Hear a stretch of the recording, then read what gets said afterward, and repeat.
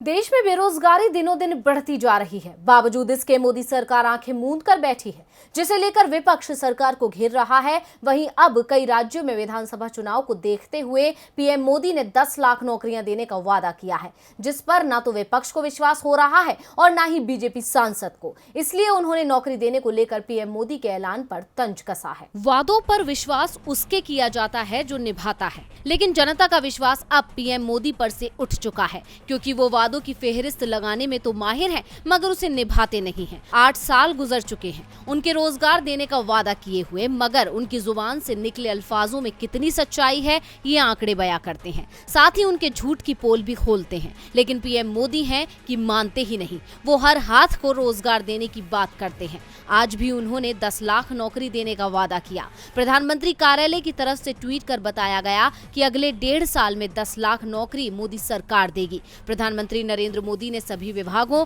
और मंत्रालयों की समीक्षा की और निर्देश दिया है।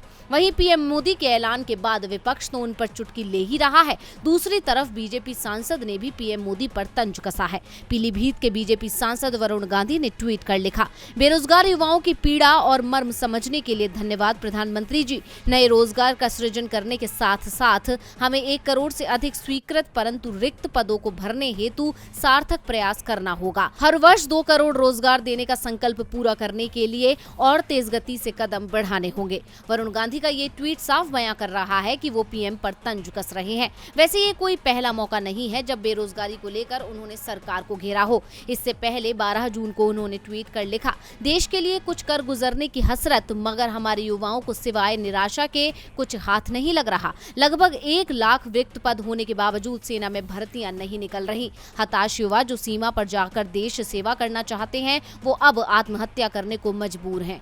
क्यों? इसके अलावा 11 जून को किए एक ट्वीट में बीजेपी सांसद ने लिखा था, गरीबी के जहर से आपके सपनों को मरने नहीं दिया जाएगा। आप जैसे कर्मठ युवाओं के सफल और सार्थक भविष्य की राह पर मदद के लिए हम सदैव खड़े हैं। आप केवल महाभारत के अर्जुन की भांति अपने लक्ष्य पर ध्यान केंद्रित करें। यानी साफ है कि वो लगातार बेरोजगारी को लेकर सरकार को घेर रहे हैं और अब तो उन्होंने पीएम मोदी के वादे को लेकर भी तंज कस दिया। ऐसे में देखना होगा कि सरकार अपना वादा पूरा करती है या नहीं। डीवी लाइव की रिपोर्ट।